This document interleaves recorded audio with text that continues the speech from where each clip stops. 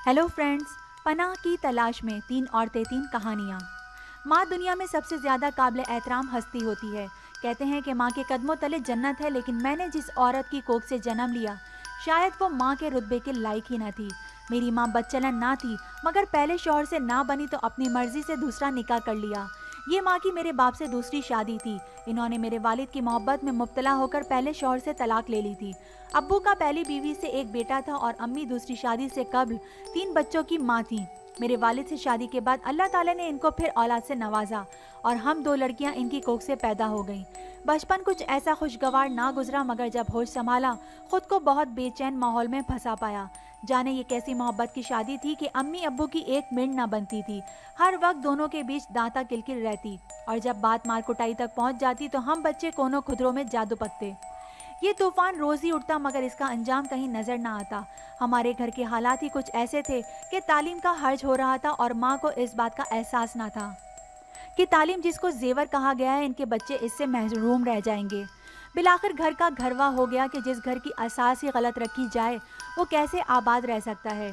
इन्हीं दिनों खुशकिस्मती से मेरी बड़ी सौतेली बहन की शादी एक अच्छे घराने में हो गई और वो ब्याह कर अपने घर चली गई। इन्होंने अल्लाह का शुक्र अदा किया कि जहन्नुम से निजात मिली। हमारी ये बहन अम्मी के पहले शौहर से थी, जिनको वो तलाक के बाद साथ ले आई थी। अम्मी के दोनों बेटे भी जो पहले शौहर से थे अपनी बहन की शादी के बाद हकीकी वालिद के पास लौट गए। घर में हम दो बहनें बाकी रह गईं। बाजी की शादी के बाद अम्मी और लापरवाह हो गईं। अब वो मेरे वालिद से कहती, अगर मैं दरबदर हुई तो क्या, फयाज मियाँ देख लेना, तुम्हारी दोनों बेटियां भी दरबदर होंगी, इनको मैं तुम्हारे हवाले तो ना करके जाऊंगी। अम्मी अब्बू के झगड़े का सर पैर कभी हमारी समझ में ना आया, लेकिन अब मेरे वालिद घर के पुरसुकून माहौल से तंग आकर ज्यादा वक्त बाहर गुजारने लगे। वो रात को भी देर से घर आते, जिस पर वालदा खूब हंगामा करती थी। कहती थी, मियाँ फयाज याद रखना, अगर तुमने कोठे पर जाकर दौलत लौटाई तो मैं तुम्हारी लड़कियों का भी ऐसा अंजाम करूंगी कि तुम उम्र भर सजा भुगतोगे। इस बात पर मेरे वालिद इनको खूब पीटते, मगर वो बद जबानी से बाज ना आती। खुदा जाने इंतकाम की आग में माँ कैसे कैसे मंसूबे बनाने लगी, और जब अब्बू ने रात को देर से आना ना छोड़ा तो मेरी माँ ने एक दिन ऐसा झगड़ा किया कि वालिद घर से अपना सूटकेस लेकर निकल गए।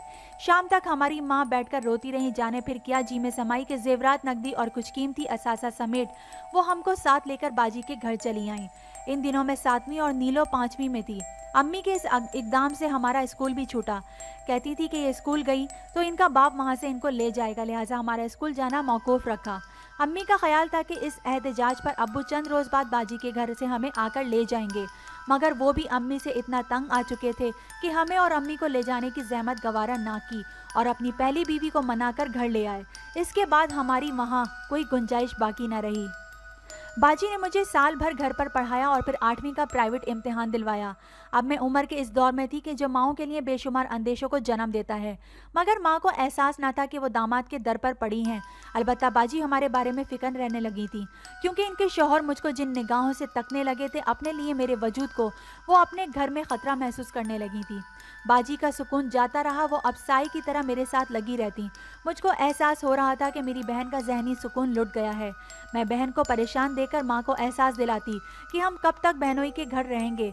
माँ, कुछ तो सोचो, क्या दामाद के घर तुम्हारा इतना लंबा कयाम करना दुरुस्त है? आखिर क्यों बेटी का घर बर्बाद करना चाहती हो?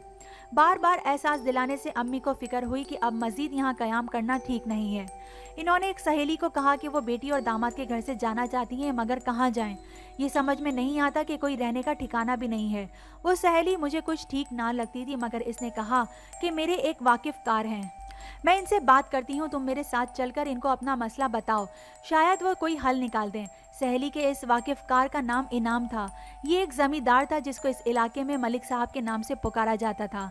मलिक साहब ने मेरी माँ को बेटियों समेत अपने साया मेहरबानी में पनाह दे दी और एक मुनासिब मकान रहने को अता कर दिया, जिसमें उम्दा फर्नीचर और एक मुलाजिम मौजूद था। वालदा हमें सामान समेत मलिक साहब की इनायत करदा रिहाइशगाह पर ले आईं। मलिक साहब 40 बरस के थे, अच्छी सूरत शक्ल और सेहत के मालिक थे। वो हफ्ते में 2 बार हमारी तरफ चक्कर लगाते, कभी दोपहर और कभी शाम को। वालदा इनकी खातिर तवाज़ा करती और अक्सर खाना बनाती कि इनके हाथ का खाना मलिक साहब को पसंद आता था।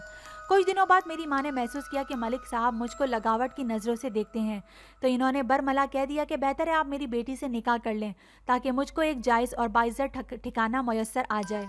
इन्होंने कहा, कुछ दिन सब्र करो, मैं शायद शाहाना से निकाह कर लूँगा। फ़िलहाल इन हालात से निमट लूँ, क्योंकि मैं शादीशुदा और बाल बच्चे दार हूँ। बीवी खानदान से है, उजलत में ये कदम उठाया तो मेरा कुछ नहीं जाएगा मगर तुम्हारी बेटी का घर आबाद ना हो सकेगा और आप लोग इस ठिकाने से भी चले जाओगे। कोई चारा ना देखकर माँ ने इस आदमी की झिझक मिटा दी। अब वो इन्हीं के सामने मुझे लगावट की नज़रों से देखता और ये चुप रहती मगर ज़बान से कभी मलिक ने गलत बात ना कही। कुछ दिन बाद मलिक साहब अस खुद मुझे अच्छे लगने लगे।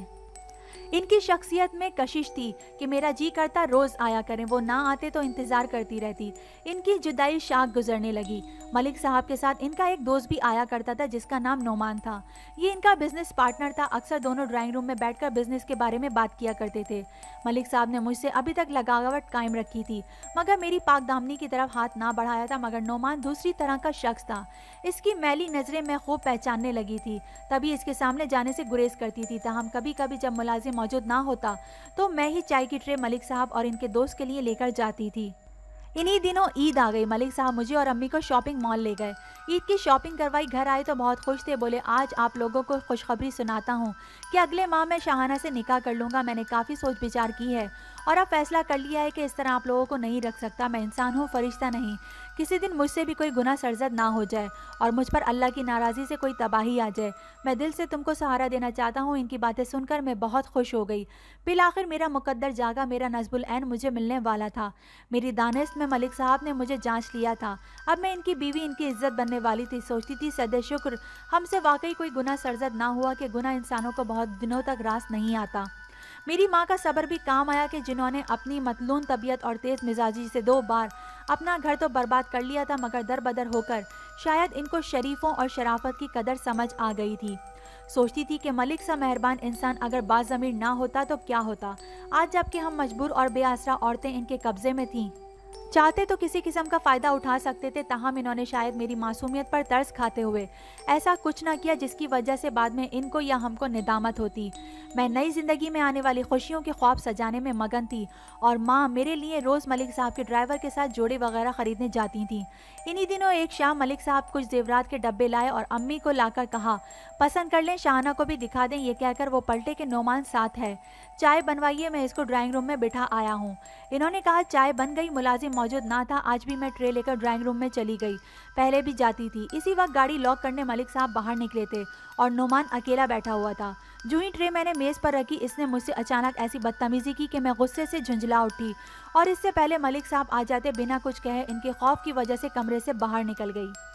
इनको बरमला कुछ ना कह सकी कि तुम्हारे पार्टनर ने मुझ पर दस्ते दराजी की कोशिश की है। मैं खामोशी से कमरे में जाकर बैठ गई और आंसू पी लिए थे। थोड़ी देर बाद नोमान चला गया तो मलिक साहब मेरे कमरे में आए। पूछा जेवरात देखे, पसंद आए? मैं खामोश थी। जेवरात के डब्बे सामने ड्रेसिंग टेबल पर रख कर अम्मी किचन में चली गई थी, सो वो इस तरह धरे थे। बोले आइंदा तुम मेरे किसी दोस्त के सामने चाय लेकर मत आना। फिर इन्होंने एक सेट निकाला और कहा इसे पहन कर दिखाओ कैसा लगता है। तभी आगे बढ़कर हार मेरे गले में पहनाने को हुए तो इनको मेरे रुखसार से सिगरेट की बू आई। कहने लगे क्या तुम सिगरेट पीने लगी हो? मैंने नफी में सर हिलाया। सिगरेट तो मैं भी नहीं पीता, तो फिर ये कैसी बू है? वो जानते थे कि नोमान बेतहाशा सिगरेट पीता है। जिस वक्त वो गाड़ी लॉक करने गए थे ड्राइंग रूम में लौटे थे, इस वक्त वो भी सिगरेट पी रहा था। ये बू खासी इस सिगरेट की ब्रांड की थी। यकायक इनका चेहरा सुर्ख हो गया जैसे गुस्से से तमतमा उठा हो।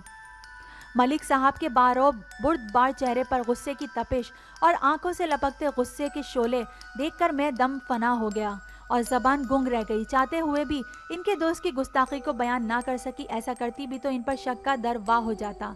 इस वक्त खौफजदा होकर मैंने सोचा था कि बेहतर है अभी चुप रहूं। मेरी खामोशी ही मेरी कातिल बन गई। मेरी बुज़दिली ने मेरा तमाम सुनहरी असासा, मेरा मुस्तकबिल मुझसे छीन लिया और मलिक साहब पर शक के एक नहीं 1000 दरवाजे वाह हो गए। मगर मेरी ज़बान ना खुली कि मुझे डर था कि मलिक साहब ऐसी बात सुनकर कहीं मुझे छोड़ ना दें और जो खुशी अचानक हाथ लगी है वो खो जाए। इसी खुशी को किसी सूरत खोना ना चाहती थी। वो वजाहत तलब नज़रों से मुझे घूर रहे थे। बिलाखिर मैंने लब खोले झूठ का सहारा लिया। इनको कहा आपको वहम हुआ है। चाय की ट्रे रखते हुए मैंने मेज़ पर पड़ी ऐश ट्रे को एक तरफ उठाकर रखा था। मेरा हाथ ऐश ट्रे में पड़ी बुझी हुई सिगरेट के एक टूटे से ज़रूर छू गया था। शायद इसी हाथ से मैंने अपने गालों को छू लिया होगा।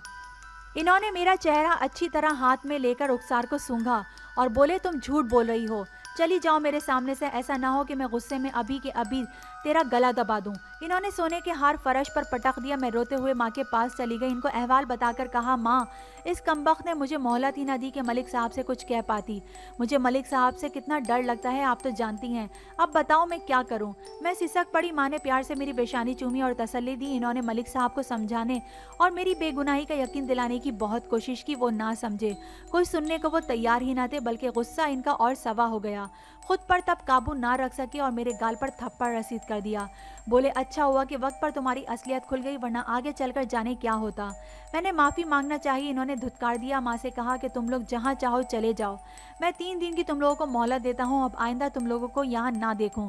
घर की चाबी मुलाजिम के हवाले करके जाना। ये कहकर वो यहाँ से चले गए। मैं काफ़ी देर माँ की गोद में सर रखकर रोती रही। बिल आखिर बहुत सोच विचार के बाद इन्होंने अपनी इसी सहेली को फ़ोन किया जो हर आड़े वक्त में इनके काम आती थी।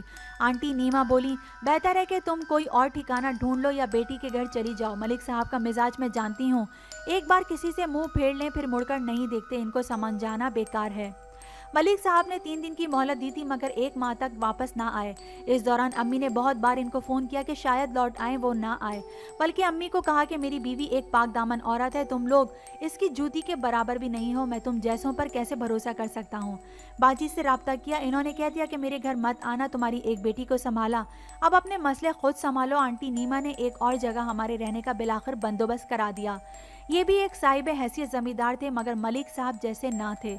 इस शख्स के दिल में तो पहले दिन से ही दलदल थी और नेक और नियत दुरुस्त ना थी, बल्कि मुझे देखते ही कहा था कि ये तो ऐसी खिलती हुई कली है कि जिसको पहली नज़र में ही तोड़ लेने को जी चाहता है। इसने ठीक कहा था कि इनकी बीवियां ठस औरतें मगर पाकीज़ा दुल्हनें, जबकि हम हूर शुमाइल मगर बेआसरा लड़कियां। वाकई ऐसी कलियां होती हैं कि जिनको फूल बनने से पहले ही क्यों तोड़कर फेंक देना चाहते हैं। जब माँ समझदार ना हो और बेटी जवां साल हो, पराए दर पर अमान का मल जाना मुआवजा होता है कि जिनके सरों पर शौहर, बाप या भाई का साया नहीं होता, इनको मजबूत जाए पना नहीं मिलती। लिख नहीं सकती आगे एक वक्त ने क्या सलूक किया। इसके बाद कितनी ही पनाहें बदली, कितने ही हमदर्द साहिब हैसियत मलिकों और रईसों ने आसरा भी दिया, मगर हर एक ने शादी की अर्जदाश्त पर यही कहा कि ज़रा और आजमा लूँ, बाद में निकाह कर लूँगा।